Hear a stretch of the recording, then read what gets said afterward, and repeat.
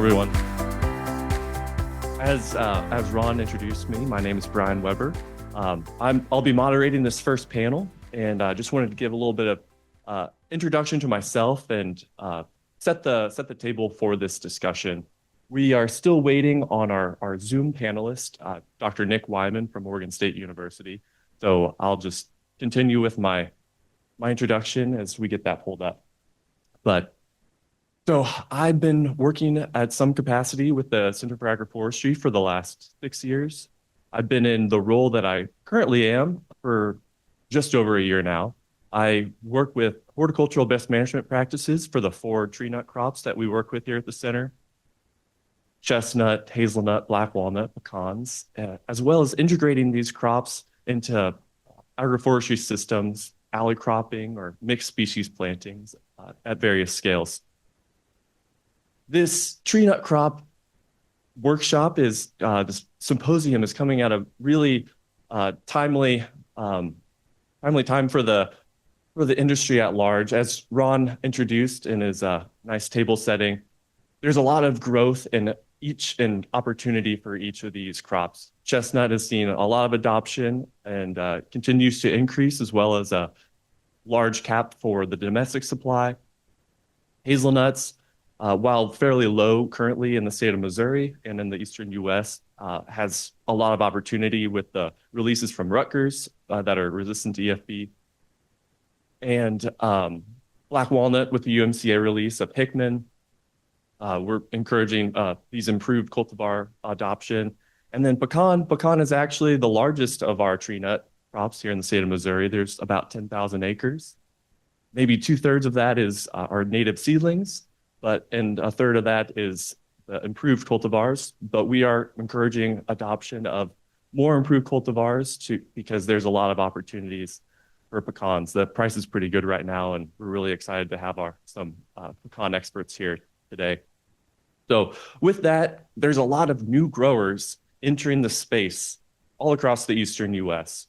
And when you're new to a crop that's like the areas that these trees are being planted in, they're not historically horticultural producing areas. There's not a lot of institutional knowledge. So many growers are learning as they go, and they need help from the experts. So we've gathered this panel from across the country to discuss the impacts of management, look at some crop-specific recommendations, to kind of paint a picture of what it looks like for a new grower to start, and kind of learn about what these industries are looking at in terms of scale and outlook. So we've got our fourth panelist, Nik Wiman, on the screen joining us. Dr. Nik Wiman, he was actually my major professor for my graduate school work. And when I lived in Oregon recently, he was my neighbor, lived down the street. So really glad that he could join us today. And now we're going to take a few moments for the panelists to introduce themselves, including their backgrounds, their roles, and just offer a brief industry status and kind of set the context of where they're coming from. But we'll start with you, Nik, on Zoom. Just a word as well. Nik, he's attending a conference in Portland, and it sounds like there was some scheduling changes, so he has to present there at the conference that he's in this morning. So he might have to bow out in maybe a half hour. Yeah. So we'll get all the information, the knowledge that we can from him up front, but just want to let you know about that. So Nik, floor is yours. Okay. Can you hear me? Yes. Thank you, Bryan. My name is Nik Wiman. I'm an orchard specialist with Oregon State University. I work mostly with our hazelnut industry, which is concentrated in Western Oregon and the Willamette Valley. And it's a pretty exciting industry to be part of right now. We've got a lot of growth. And as Ron was kind of alluding to in his talk a few minutes ago, we've had not great pricing the last few years, but this year there's a freeze in turkey. So we're probably going to be going into another huge period of growth because we have high nut prices. And so it's been exciting as we transitioned also our industry from what was traditionally a in-shell market, particularly for Asia. And we've really become, in the last 5 to 10 years, a kernel market oriented industry where there's instead of selling the nut in the shell, where we're shelling them out and the kernels are being roasted or made into various products for as a food ingredient. So it's been really exciting to see this massive transition take place in our industry. And just to give you an idea, we went from about, when I started my position about 10 years ago, we were about 40 or 50,000 acres, and now we're up to 100,000 acres. So we've seen a lot of growth, largely driven by um, world demand for hazelnuts, but also our hazelnut breeding program has released tremendous genetics and really moved the goalposts on what a productive hazelnut variety looks like. So moving away from the traditional European varieties and into our own varieties that have been released by the university to also resist the Eastern filbert blight, which turns out to be kind of a long story, but I think I'm only supposed to take about 3 minutes here, so I'm going to pass it on to our next panelist. Um, I'm Lenny Wells, um, professor of horticulture and extension specialist for pecans at the University of Georgia. I also grow about 100 acres or so of pecans myself. Um, and our industry in Georgia is, you know, right now it's kind of, we went through a period, and I think we'll talk more about this later, of we had a big boom in planting in the 2010s. Um, and well, I'll try to run through this real quick, but the pecan industry in Georgia kind of started as a scam. um, it was in early 1900s. You had around Albany, Georgia area, Southwest Georgia. You had these land companies come in and plant pecan trees, and they cut these up into little 5 or 10 acre plots and sold those, telling people that they'd be able to put their kids through college and all these wild fantasies that they came up with they'd be able to do on 5 acres of pecans. And of course, when that went bust during the Depression, after that, you had a lot of wealthy people came in and bought up these large acreage and amassed, you know, larger acreages, and then the industry kind of developed from that. And by the 80s, Georgia had about 140,000 acres of pecans, and that kind of stayed pretty static up to about the 2010s. And and then China came in, and all of a sudden, price went up. There was a lot of excitement around the industry, and over the next 8 years, our acreage increased to about 200,000 acres or more. We were planting roughly 10,000 or so acres a year. Um, and then, of course, when the tariffs hit, that dropped back down. And of course, since then we've had some hurricanes and things like that that's ate away at some of the acreage. Um, and we're down now to about 170, 180, 185,000 acres in the state. Um, so that's kind of where we're at with that at the moment. Yeah. Oh, that's loud. They said I needed to eat it. So yeah, my name's Josh Payne. I farm about an hour to the west of here, in a small town called Concordia. I farm with my sister and brother-in-law. And so we have a bunch of pigs, we have a bunch of sheep, and also we grow chestnuts as well. But that's not, I mean, we're talking about scaling up. So I'm here because we also have a business called Stacked Agroforestry, as we talk about scaling up chestnut production or pecan, tree crop production in Missouri. We have to think through how do we have, where do we get plants that are grown, who's going to put them in the ground, and that's kind of the role that we've stepped into. So Stacked Agroforestry is a full service, large scale. You can go to the next slide, and that's my QR code, or that's my business card if you'd like. If you can go to the next slide there. So we're kind of like like we're a Missouri-based large-scale agroforesters. We specialize particularly in pastures. Like you saw that number earlier that was thrown out. It was 1 million acres that are suitable to chestnuts in Missouri.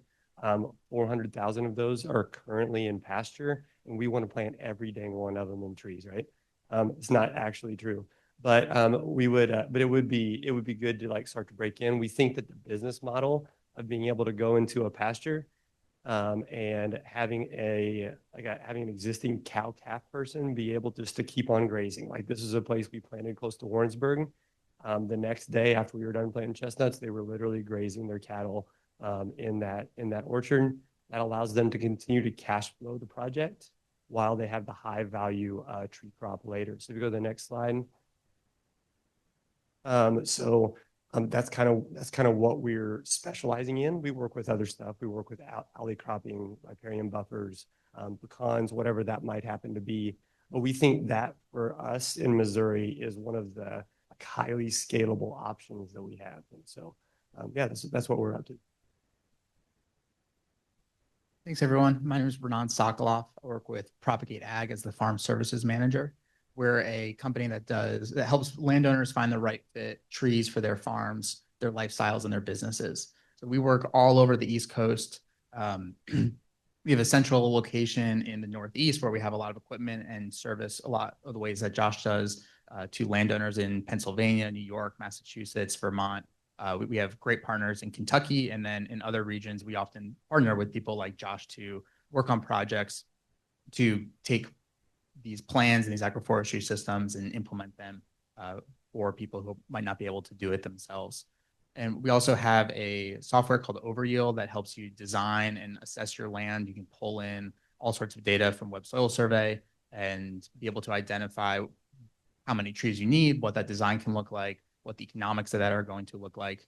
And then we also, starting today, have a new tree sale website that you can go on, and we partner with lots of great nurseries to bring a lot of the species that agroforesters are looking for to put onto their farms. And actually, I checked the numbers this morning. I believe this spring we'll be planting our 250,000th tree since 2019. So we're very excited about that. So yeah, so a lot of experience here and very diverse perspectives just being across the country and the various nut tree crops. So our first question to kick this off is going to be for Lenny and Nik. They work with the university in the extension roles, but they also work with a lot of growers. So do inputs and management strategies vary widely in your respective regions? Or have folks generally agreed to a series of best management practices, whether that's in an organic system or conventional agriculture system? And if the practices do vary widely, what are your perceived consequences or benefits to them at the farm level or the industry level? Lenny, if you could go first, and then Nik. Okay, so yeah, our practices do vary widely. A lot of that is related to the varieties of pecans that each grower may be growing.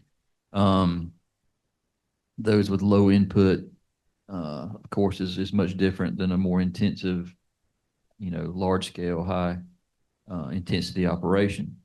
The area and the state they're located in also plays a role in this, and pretty much all of our issues like this are driven by the disease that we deal with in pecans, which pecan scab. Being in the hot, humid climate that we're in, it's our number one problem. And so depending on how you address that, whether it's with low input varieties or with more susceptible varieties that have historically been more commercially preferred, then that dictates a lot of those practices. Also recently, we've had a lot of growers begin hedging pecan trees or hedge pruning pecan trees. And so there's some variation there on the tree spacings and things like that. So we have a lot of variation in our management practice. And to some degree, I think that's a good thing, because I think each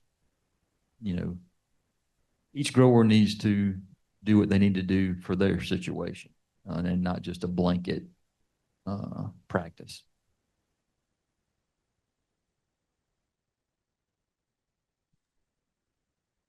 Yeah, in Oregon, I would kind of echo some of what Lenny was saying there. And I was sort of in my introduction, I kind of talked about how we went from an in-shell driven hazelnut industry to kernel market driven. And they used to grow pretty much all dryland hazelnuts, and land prices and other factors have driven people to try to push tree growth more. And, we have some remnant orchards that are, over 100 years old still in the Willamette Valley. And these are giant trees. They look more like walnut orchards with huge giant canopies. And I think there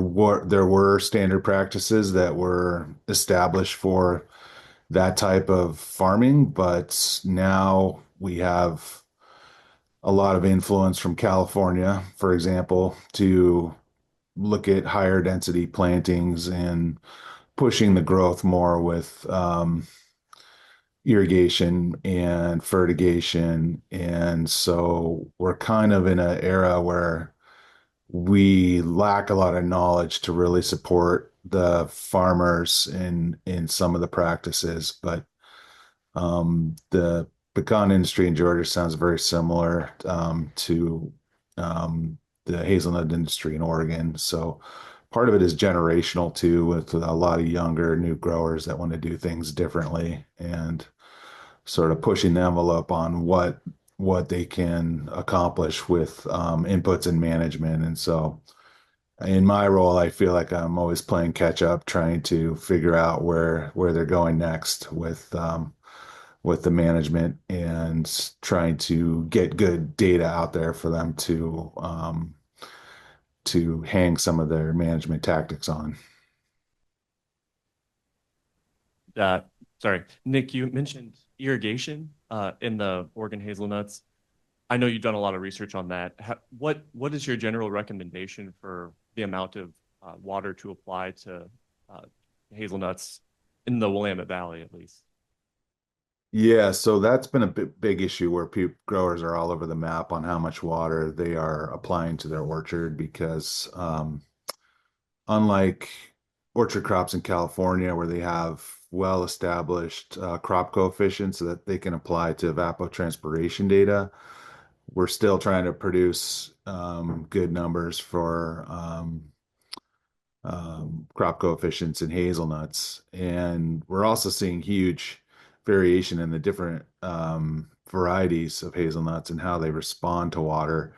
And just trying to learn more about our crop because it appears that hazelnuts are really drought stress averse. And basically, even with good soil moisture, a lot of times the photosynthetic activity is shutting down on a hot, dry day, which we're starting to get more of those kind of days in our season. And so we have a lot of questions about how to best deal with that. But yeah, so growers are ranging from, putting on, small sets of water that are adding up to not much, but per week, we think the tree needs at least an inch during the main dry part of the season, which is for us, it's mostly July and August. The rest of the year, we have a lot of soil moisture.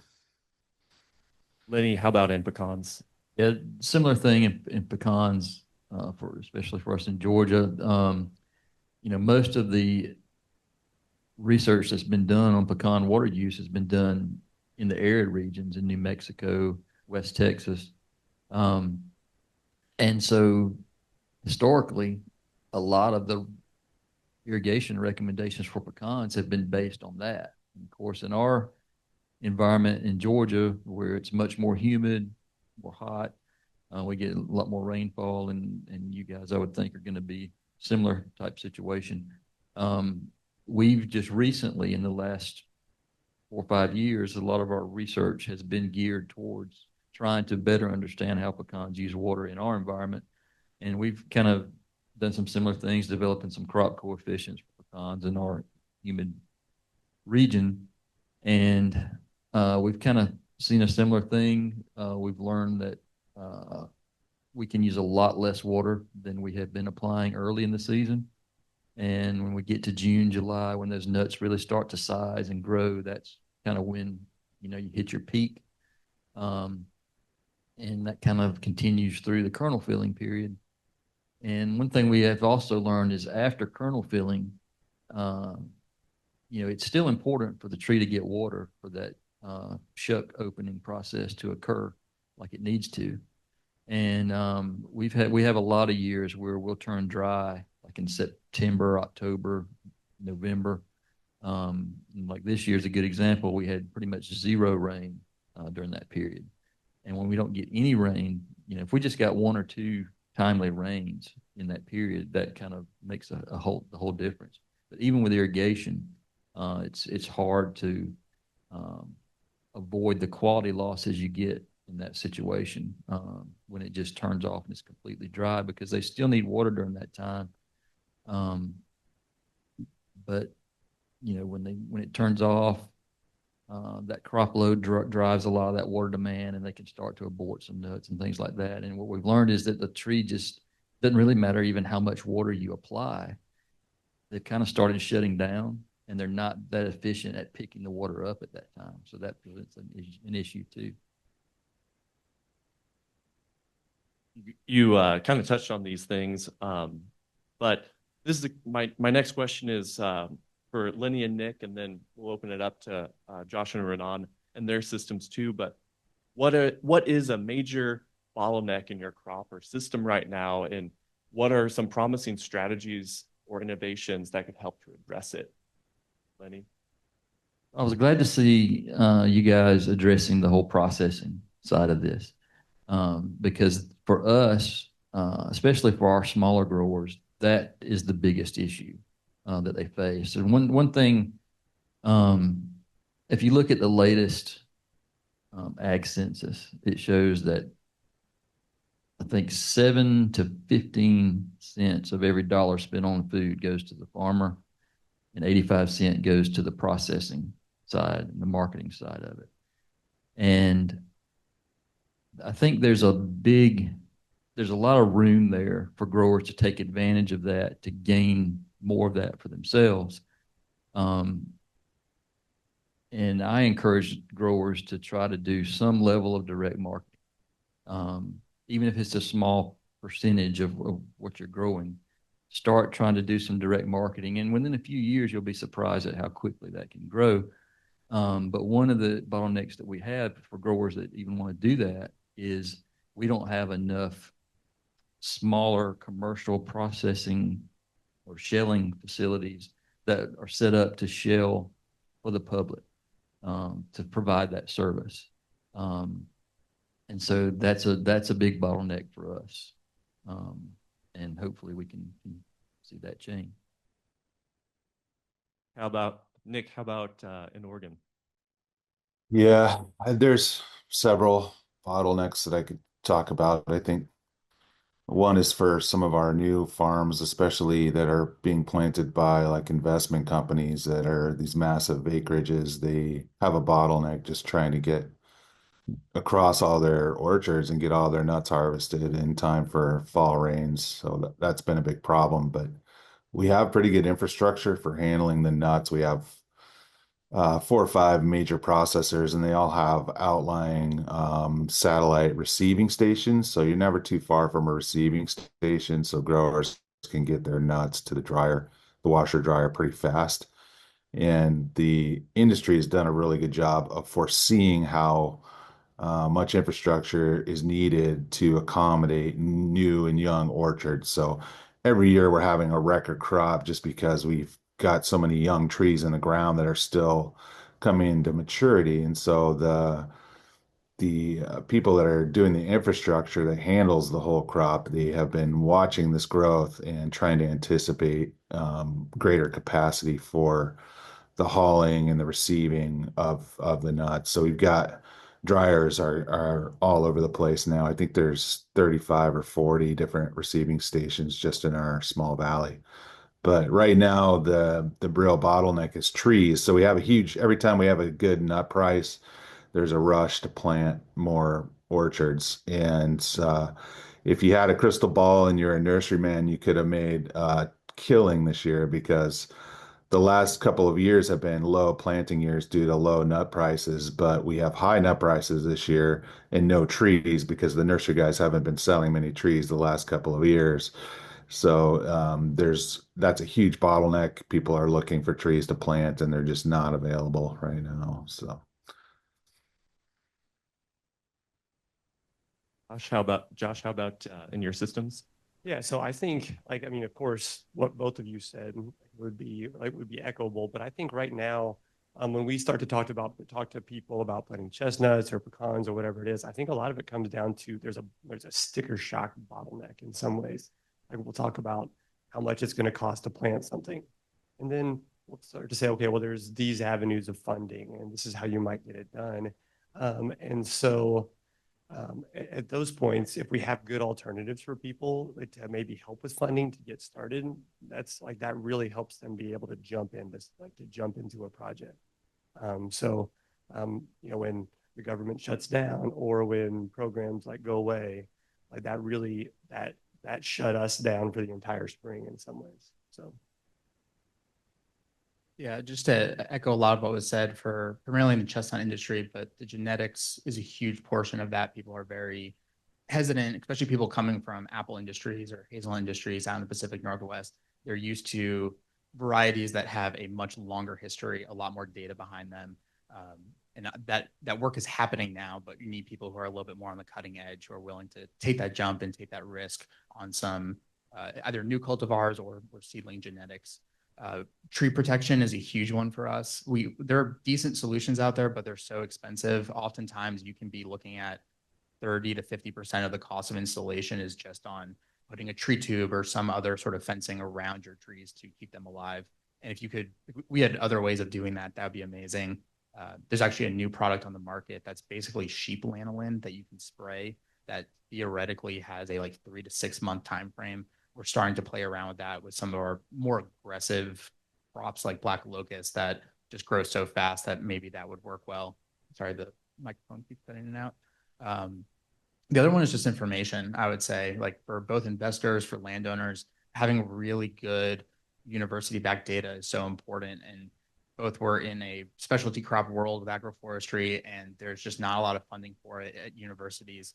What University of Missouri is doing here is so important. And anytime that we can show a landowner or investor an article coming out of this university, it just gives us so much more credibility and builds so much more trust.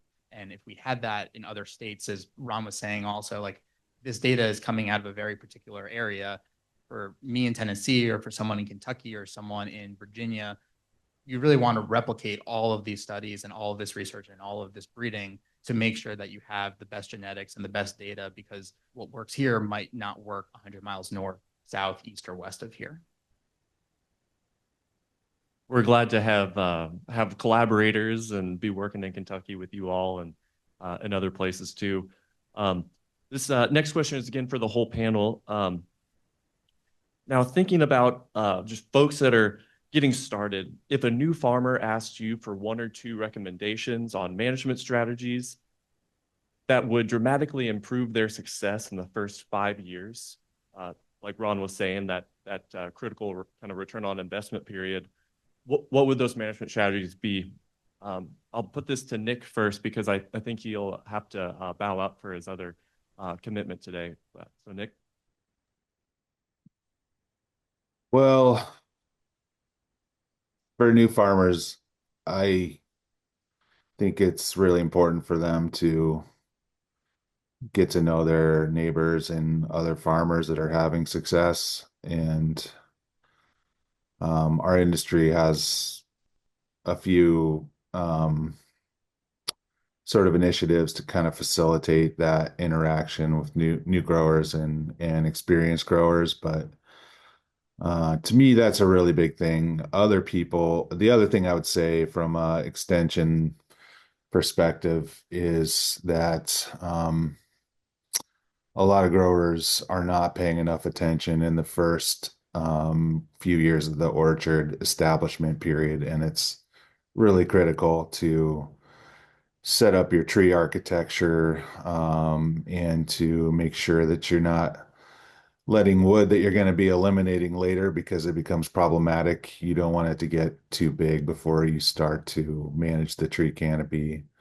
And I've seen a lot of people just thinking that they're going to plant this orchard and then come back and harvest and everything's going to be great, but it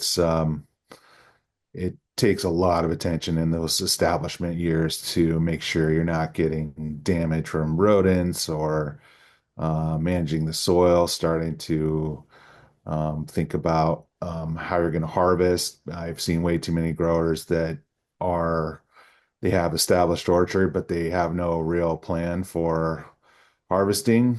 And there's a lot of upfront equipment and everything that's involved that's needed, and just making sure that you have those bases covered is super important. But just making sure that the orchard is off to the best possible start, starting with the best possible trees that you can find. For example, don't cut corners and buy trees that are on sale. Usually they're on sale for a reason.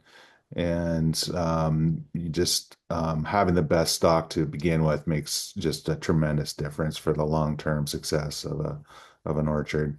With an intercrop situation, because hazelnuts don't have very good precocity, and the first few years of the orchard you're not going to be harvesting much. And so we do a lot of intercropping, which is an agroforestry principle essentially, but growing a seed crop or a vegetable or even like a strawberry crop in between the rows, it's important to not lose focus on the trees. So you're dealing more with that intercrop, but I've seen the focus go off of the trees, and then you're trying to play catch up in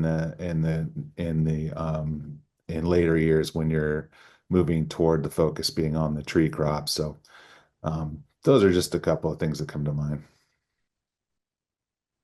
Yeah, talking to experienced growers and people that are doing it already, it's really valuable. And I just want to say that if you're a prospective grower thinking about planting any of these nut crops, or if you already grow one of these nut crops and you're looking at some of the other ones, but you don't know of any existing orchards because your neighbors are not doing this, you can reach out to me or anybody from our team, and we have a pretty good network of growers across the eastern U.S. that are already doing this. In my experience, these growers have been very open with knowledge, and people that are already doing these nut crops are going to be pretty eager to share their knowledge and increase the industry. So feel free to reach out about that.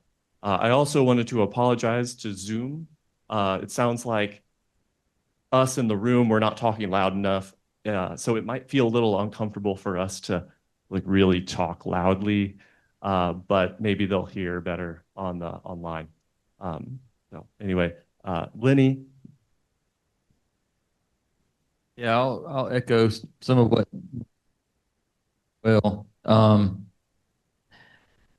the as far as listening to your neighbors, that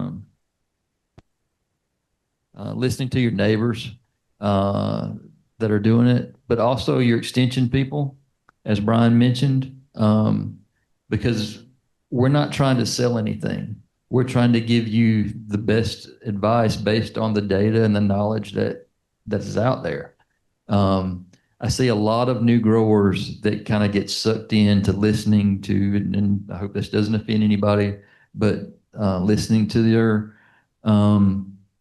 chemical dealers or fertilizer dealers, or even sometimes nurserymen, and all those guys are trying to sell something.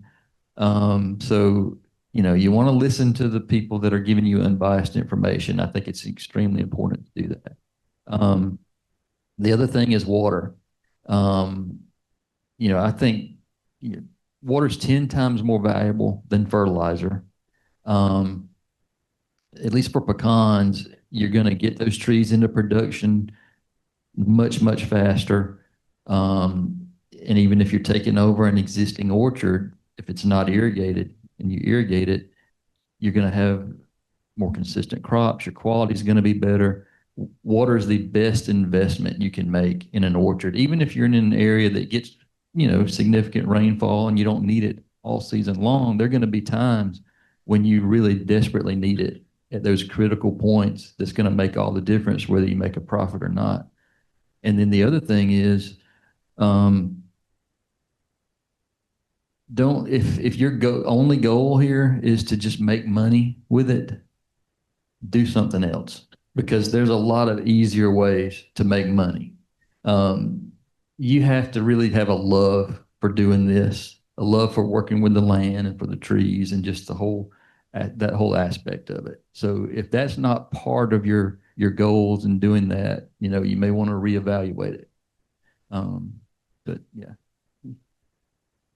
Yeah, I mean, to risk sounding like a broken record, it's the idea that we should plan and plan and plan, because we're going to stick a tree in the ground that's going to be there for how many years, and it's really expensive to move it, right? And so, like, it's worth your time to work with people from you or people like us to help figure out like plans that you can put into place. Largely because like people like us have made mistakes. Almost all the advice that we give come from mistakes that I've made on my farm that you don't have to make on your farm as well. And so that's a big deal. And even just as you're planting trees, like realize that the tree planting process is a lot more involved than maybe what you think if you're a new grower. We've even just like a funny layout story this last year. We got this call from somebody said, "Hey, we're going to plant chestnut trees tomorrow. Can you come do the layout?" And we're like, well, I guess we can fit that in. And like, why do you want us to come? We asked some of the basic questions. Well, my wife and I are about to get a divorce because it took us 4 days to lay out this stupid orchard. And we made it through building a house together. And but this layout is a problem. So there's just things that like people who've made those mistakes can help you out with. And they're really worth the money as you're getting started. I mean, and then the last thing, kind of a long-term thing, is like, know where the work's going to go. Like the thing that we are always talking about is we're trying to plan for chaos, because we realize that our plan right now is going to change next year and the year after that and the year after that. So if you plan in time for chaos and for things to go wrong, then you're going to have the ability to adjust as things move forward in the future. I'll keep it very brief because we all have the exact same notes apparently. But the quote that I always go to is, if you give me 6 hours to chop down a tree, I'm going to spend the first 4 hours sharpening the axe. And that really is do your site prep, do your site prep, do your site prep.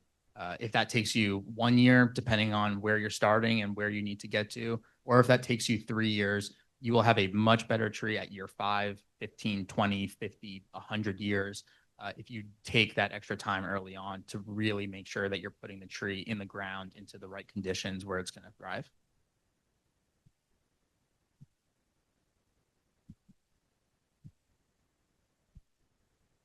Awesome. Yeah. So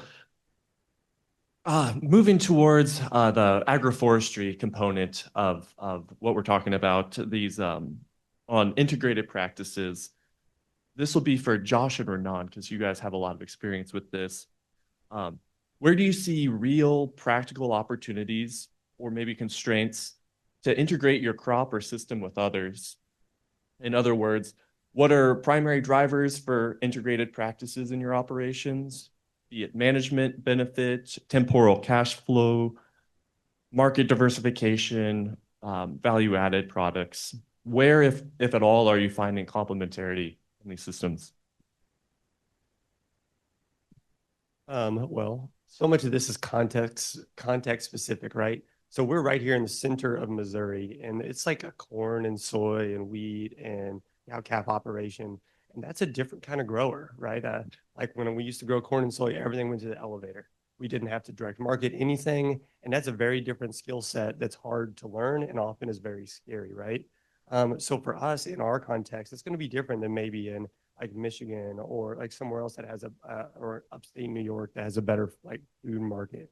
But so for us, silvopasture really makes a lot of sense. You know, Missouri's a big cow-calf state. Chestnuts work well with a cool season grass floor, which is largely like what's in most pastures around here, which is fescue. And that, I mean, it seems to just make a lot of sense. And then the biggest one like that I like about it is it seems to me if you're going to plant a chestnut orchard, you have to either, like a lot of people talk about getting a town job. What I like about the silvopasture route is somebody can just maintain their current farm. They can do their current cash flow, and then maybe they can look at this 10 years down the road and say, this is the potential for a kid of mine or a grandkid of mine to be able to stay on the farm. And that's not a normal opportunity in current Missouri agriculture. So like you know, for integration, that works well. I think silvopasture for us works better than say large scale row crops. Large scale row crop tractors and sprayers are moving towards bigger and bigger and bigger and bigger. And if I've got to run a 100-foot sprayer through something because the MFA is going to come out and spray for me, that's a 100-foot row that I have to be able to accommodate a big. So it's like, so if I'm going to talk to somebody, I'm going to say, well, row crops may or may not work. You might think value added stuff, but largely hay, like kind of what Propagate kind of does a lot, and silvopasture is exciting for us. Yeah, I think there's a dream out there of the dual purpose chicken that is the perfect chicken for both egg laying and for meat production. And it's a little bit, there are birds out there that are suitable for that, but they're obviously not that ubiquitous. And I think it's for a reason. Choosing what your primary motive is, whether that's chestnuts or livestock, can be really helpful in just prioritizing where your labor is going, reducing some of the complexity. So making sure that you are either looking at, I'm going to be a livestock farmer, I want to be a livestock farmer for the long term, I want my trees to be there, and if I get some harvest off of them, that's great. But making sure also that if you do really want to grow chestnuts, you either have a plan for getting the animals out of the orchard, because especially if you're organic, you have to be out of that orchard for a number of months before harvest. So really looking at the complexity and thinking about that over the long term is really important. Having succession planning, haying is something that we've done a lot of and have had good success with. I do have some questions about the amount of fertility that we remove, and we're probably breaking even more so than making money by selling the hay and then having to bring in more fertility than we would have otherwise. But it does work really well. It does keep us in the fields a lot more often, which is really, really valuable. A lot of times you can plant a tree, kind of forget about it because life gets busy, and you come back 5 years later and you have all these problems. So anything you can do to stay in the field, and if that's hay, I've heard of people doing like pumpkins and other things like that, watermelons in the tree, in the aisleways beforehand.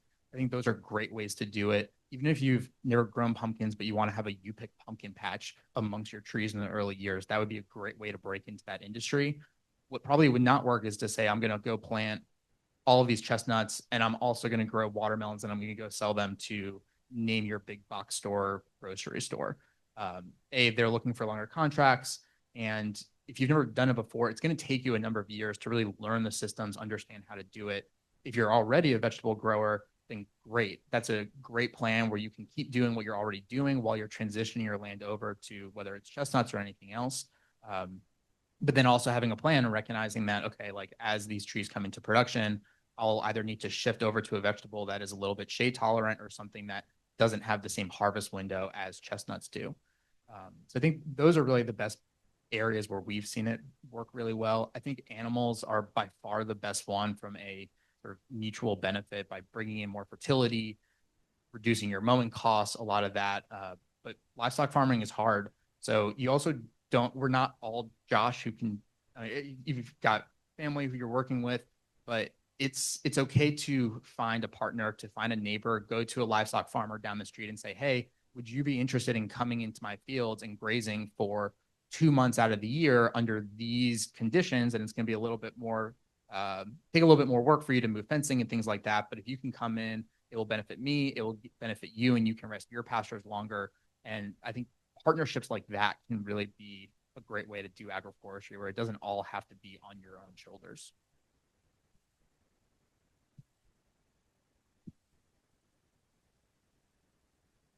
So when it comes to animals in the orchard, question that comes up often is, what about the exclusion time and some of those logistics?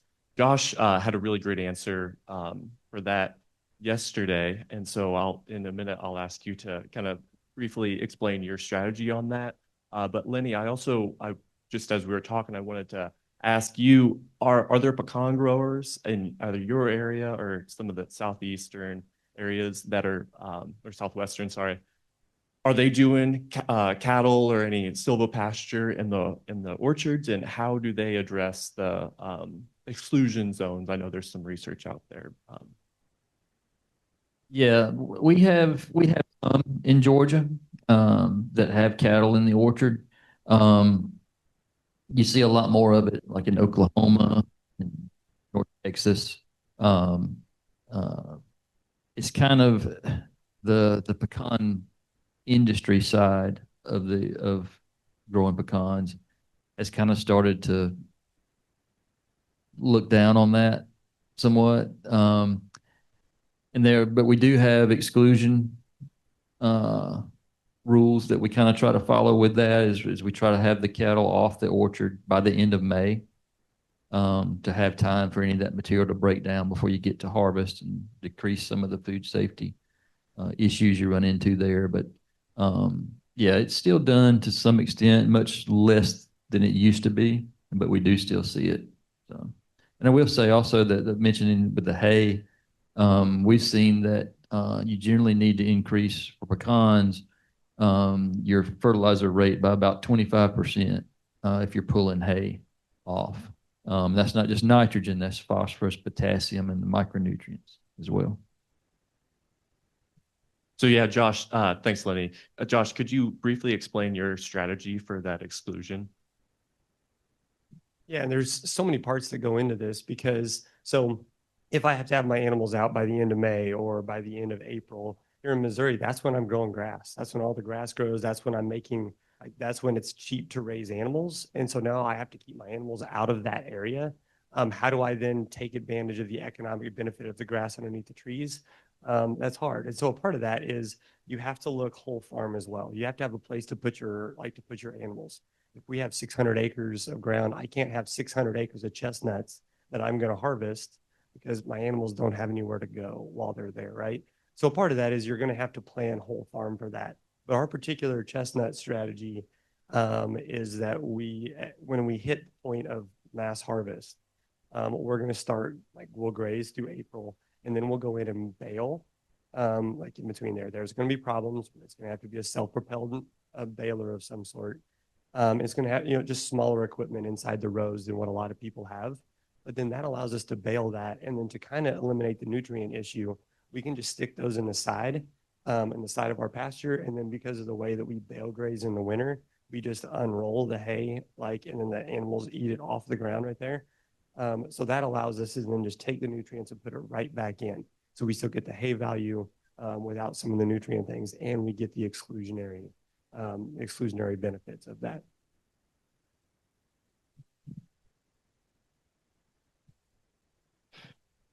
I think I was talking on, I think I was talking to Ranan in July, asking how you partner with people that are wanting to do multiple things in an orchard system.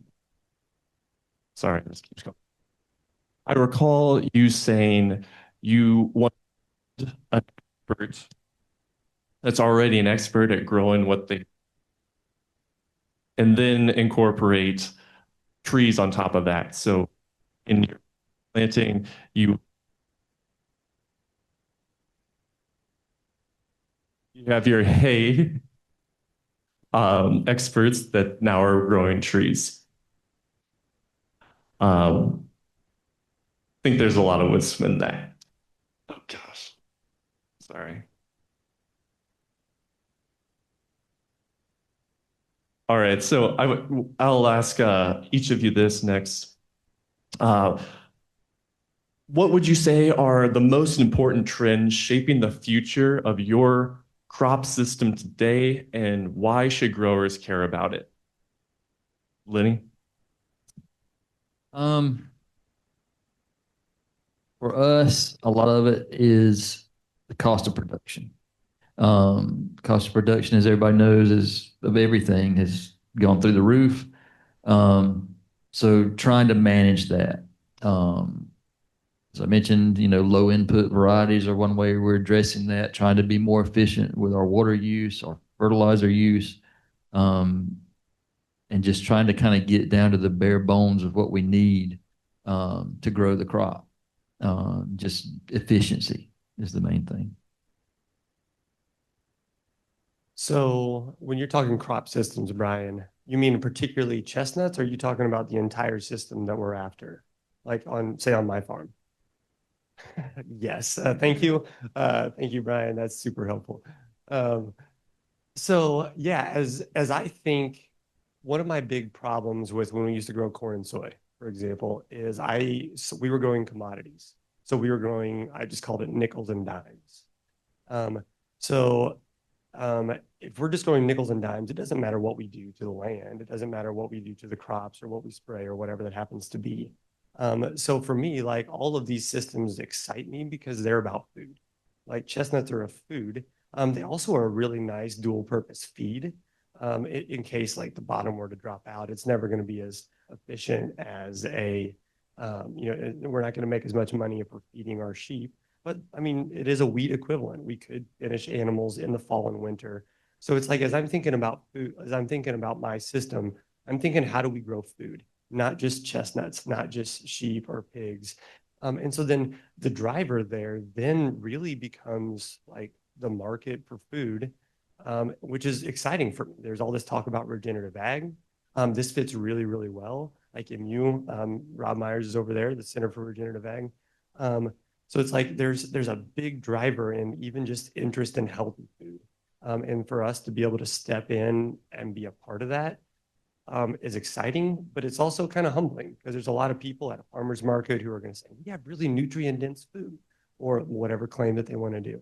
So it's like, as I'm thinking about food, we need to make sure that yes, it is like good practices, good regenerative practices that are building soil, but also that I can back up those claims if I'm going to make those in the marketplace. Yeah, I'll take a bit of a larger picture on it. And we're at a point where large scale industry is recognizing that California can't sustain the specialty crop production that it has, and that the rest of the country can't be dependent on it in the way that it has been. And there are organizations, large retailers. There's a program called Next California Project that has identified the Mississippi Delta and then up through Missouri and all along the Mississippi River Valley as a place that could transition to start growing a lot more specialty crops and take a lot of that burden off of California. It's not going to replace California, but I mean, these buyers, produce buyers from Kroger and Walmart and all these other places are coming into these regions and looking they need to have alternative sources of, I mean, everything, squash, watermelons, sweet potatoes, nuts. And that presents a really great opportunity, both for new industry to come in here to be able to transition some land from really low value commodity crops to much higher value specialty crops.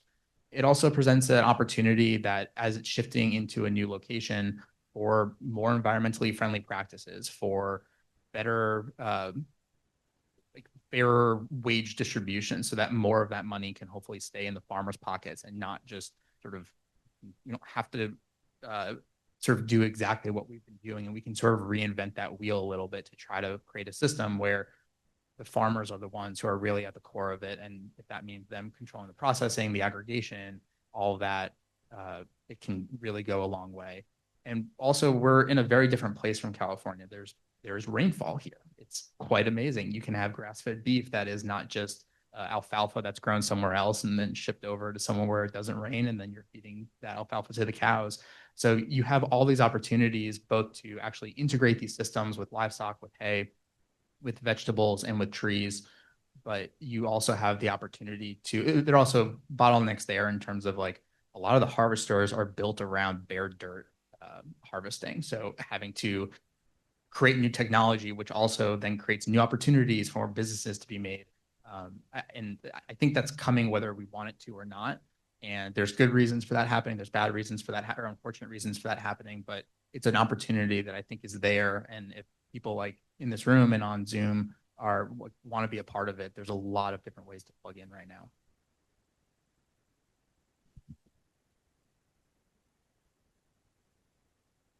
I think we have enough time for one more question. Yesterday at the workshop, Dr. Nik Meyer, he brought up a very good point in one of the best management strategies that you can have, and this supports a lot of what you were saying in the planning part, but planning your cultivar genetics that you're going to be cultivating as a part of your system. That's why at the Center for Agroforestry, the breeding component is the first strategic objective that we have. It's increasing the quality genetics of these crops. For your systems and crops, what are the biggest needs and opportunities in cultivar development that you see, and how could these play with the current management strategies that you have to consider at this point? So for us in pecan, in humid areas especially, there's two things that we're looking for primarily. One is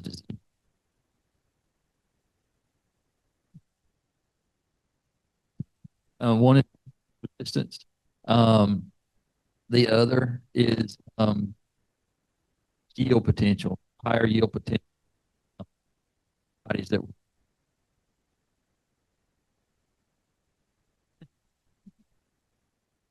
and then the other thing is use of new technologies that we have. We're in pecans. There's been a lot of work over the last decade or so with looking at the genome of pecans and learning about that and what genes code for what traits. And we're not looking to genetically modify pecans or anything like that. But we can use this information to speed up the whole breeding process to where we can identify traits that you find in certain crosses that you've made or whatever. And it can drastically cut the time of getting that potential new cultivar into production. Yeah, I mean, of course, like yield, disease resistance, right? That's all.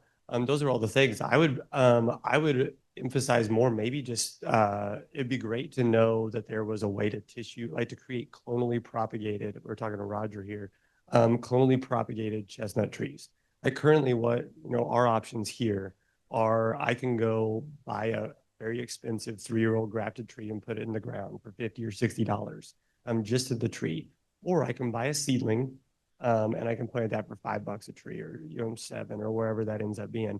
And so if I'm going to go talk to a person who wants to put a silvopasture in, and they're going to be planting 60 trees an acre or whatever their spacing happens to be, there's a huge difference in the very beginning upfront cost in that.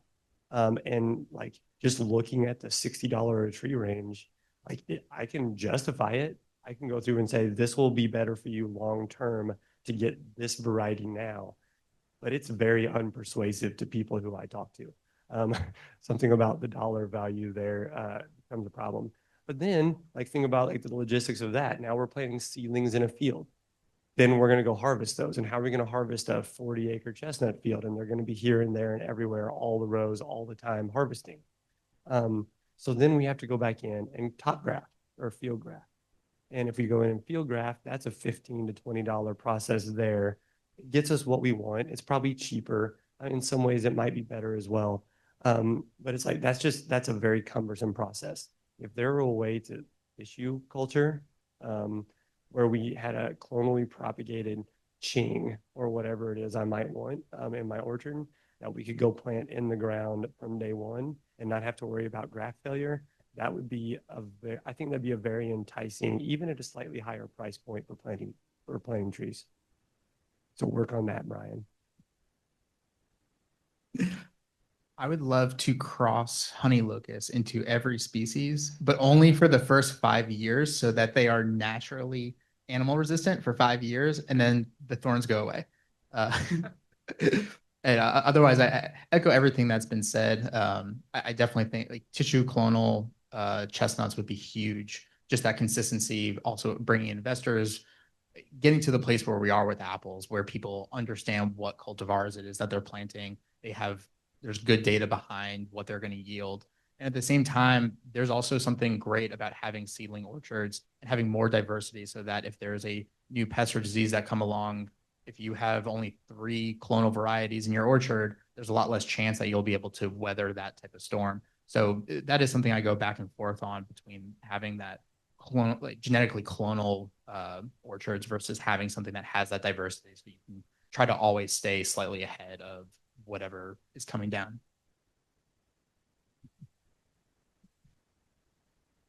And since Nik is no longer on the call with us, I think for hazelnuts, what I would say is EFB resistance is the #1 because in Oregon, it's a great example. In New Jersey, they're very familiar with the resistant sources that they're working with, breaking down, and the fungus overcoming that resistance. Of course, yield is a really big thing, but also flowering time and compatibility, especially in the Midwest. We're testing the various hazelnut cultivars and new selections to see will they flower and like produce a crop, and are they compatible with the existing cultivars we know work. This is really important for managing and ensuring that there are nuts at the end of the day. So we have just a few moments, maybe 5 minutes here, so we can accept some questions from the audience and then maybe one from Zoom. But yes, here.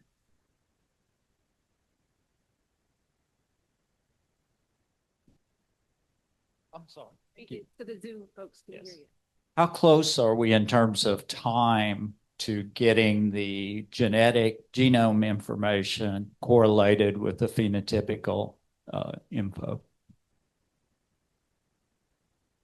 For pecans, still a little ways away. There's a lot of the traits that we're looking for that still hasn't been identified. But I would say within the next decade, realistically, I think a lot of that will be available at that point. And then in hazelnuts out in Oregon, they use the genomic. There's at least a dozen cultivars that have the full genome sequenced for hazelnut already, and there's marker-assisted selection already happening to identify the linkage groups for the different EFB-resistant sources, and that's already in the breeding pipeline. For black walnut, we were on a SNP array series, a multi-nut SNP array recently, and so we have information. We're just now getting that genetic information to connect that to some of the phenotypes. And in the coming years, I think we'll be able to incorporate that even into the black walnut breeding program. We have a research specialist who's in charge of doing DNA extractions and looking at all of that. So that's in the pipeline, even for the crops that we work with at the center. Aubrey, are there any questions on the Zoom?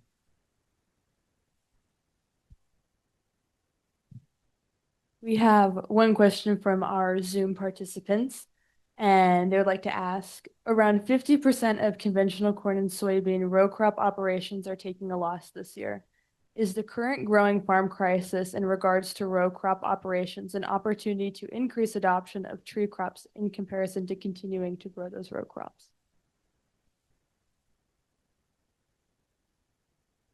I mean, yeah, I definitely think so.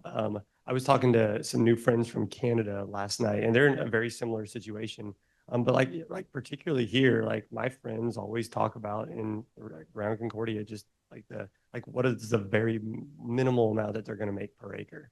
And so when we start to talk about the next generation, I think that's where it comes in, because like currently with crop insurance, they're largely guaranteed a profit.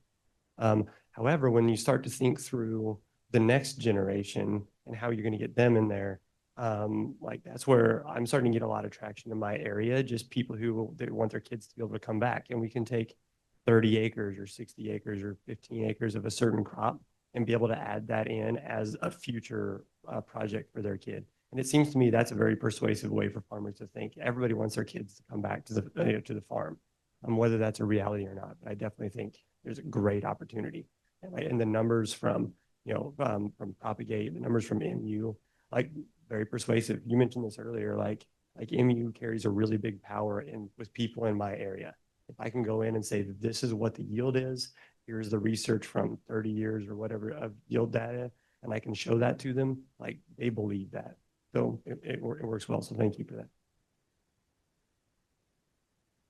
The only thing I'll add on to that is just there's a lot of corn and soy farmers who are looking for alternatives, but do not have an off-ramp to get to those alternatives. You have to finance huge equipment, seed costs, all these different things. And a lot of the avenues that they are using to finance their farming operations are contingent on them continuing to grow corn and soy at certain acreages. So even we've talked to people who are interested in it, but just they can't go to that same bank and say, hey, I want to take even 50 out of 1,000 acres and transition it to try something new.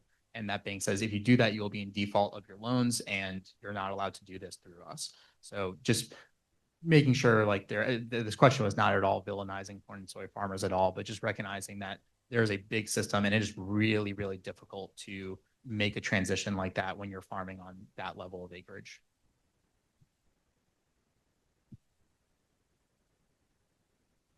I do want to keep us on time. So let's do one more question, and then we'll have a break for coffee and things. So, seems to me the biggest barrier is the processing and the marketing. Us small guys plant a couple of acres of chestnuts, God, I don't know, 10 or 15 pecans, just those lousy MDC pecans. But what are your answers here in Central Missouri, in particular, to developing some kind of a co-op or row cropping is easy, right? Because there's always a market. How do you market a small amount of? This won't be. I'll let the others answer, but this won't be specifically for Missouri. But one thing I see is I mentioned early on to do some direct marketing and just start small with it. I did that some myself on my own farm, and I'm now doing about 10% of my whole crop direct market, and it makes a huge difference. You don't have to do a lot to make a big difference. My experience, it took about 3 years to really build that up to where you want it to be. I could spend more time with it and build it bigger if I wanted to. I just don't have the time right now. But I think there's potential there. But yeah, I mean, right here in Central Missouri, I think you're in a really good spot. MU, they showed the processing facility they have plans for, and honestly, we're hoping, on my farm, we're hoping to be in the neighborhood of 300 to 400 acres of chestnuts, which will require a processing facility there, which we've already started to get funding for. And I think that with MU and their presence here, I think you're just going to see more and more opportunities for that to happen. So I wouldn't be worried about the processing side so much, but I do think our strategy right now is just to bootstrap things and just to do things on the cheap. And we're going to talk about this a little bit in the next panel, to do processing, handling on the cheap until we can get ready for the big handle. So if you are the big processing point, so I would feel good about Central Missouri though.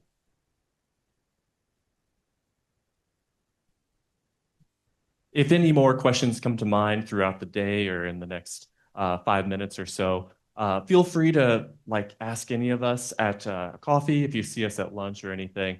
But if you could give a hand for our panelists, really appreciate you coming out.